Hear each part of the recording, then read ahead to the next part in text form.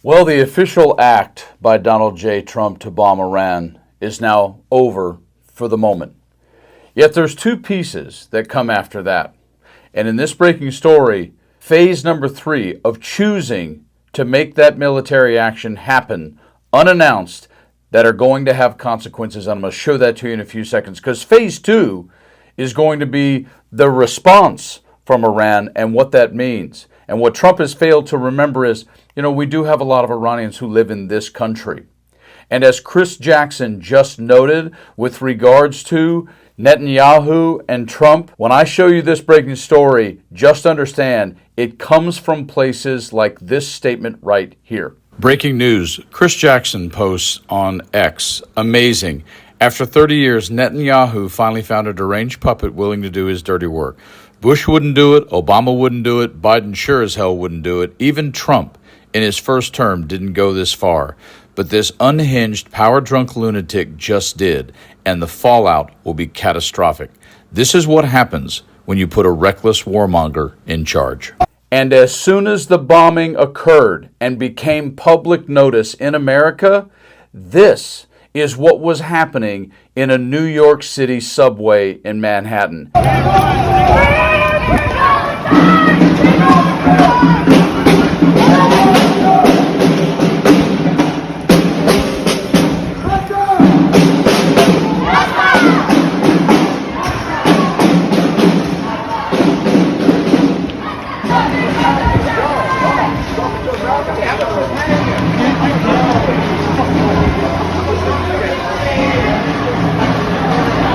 You don't really think that's going to be the last of it, do you?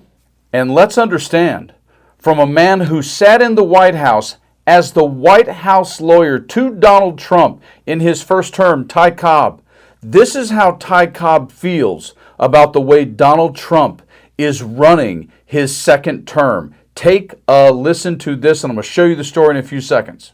I'm joined now by Ty Cobb, who served as White House attorney in President Trump's first administration. Ty, it's always great to have you. Thank you for joining me. Really appreciate it. Let's dive right into this. I'm curious, in your legal opinion, do you believe the White House is acting within its authority? No. The White House and the Justice Department clearly are trying desperately to hide the facts that demonstrate compellingly that they defied the court order and ignored it.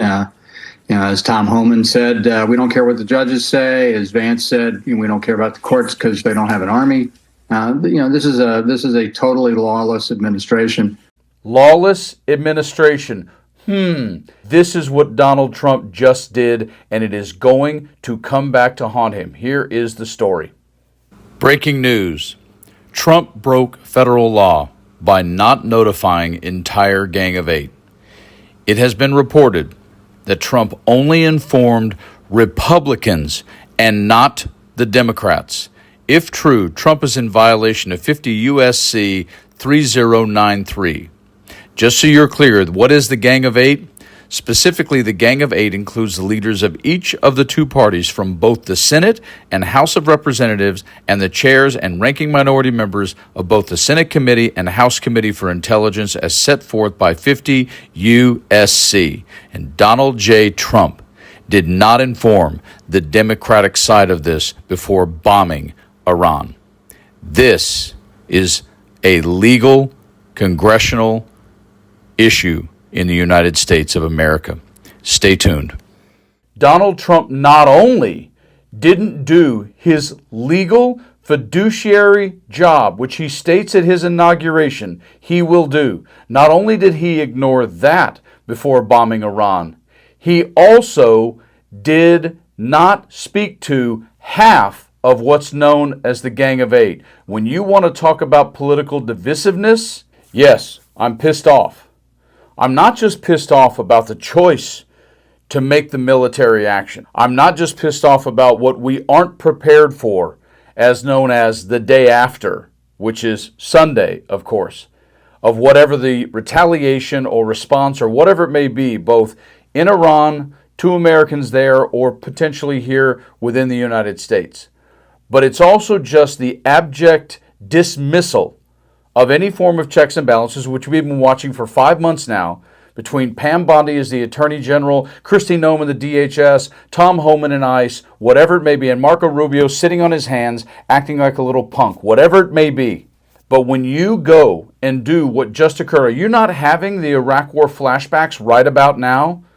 And Iraq has WMDs when it was the Saudis who were on the planes in 2001, having a flashback after 2001, after the last 24 years, after the choice that Donald Trump made outside of his authority. Understand that we do try to have some form of laws and guidelines and democracy in this country. All this pissing and moaning about the money we're spending in Ukraine when it's only been 3 years and the Iraq War went on for 10 and thousands of Americans died. I wonder what the difference is. Oh yeah, that's right, Iraq has oil. That's right, Iran has oil. Ukraine doesn't. So when you look at the choice to bomb them now and being a dictator, when your own director of national intelligence, Tulsi Gabbard, told you they're not close to a nuclear weapon.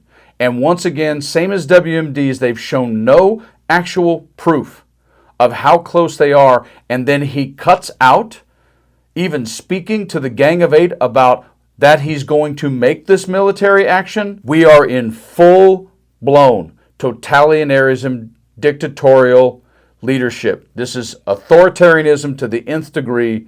And whoever is going to pay the true price for this, sorry. And if it winds up being people who actually voted for Trump, this is what you voted for. You guys try to have a peaceful Sunday. Stay frosty.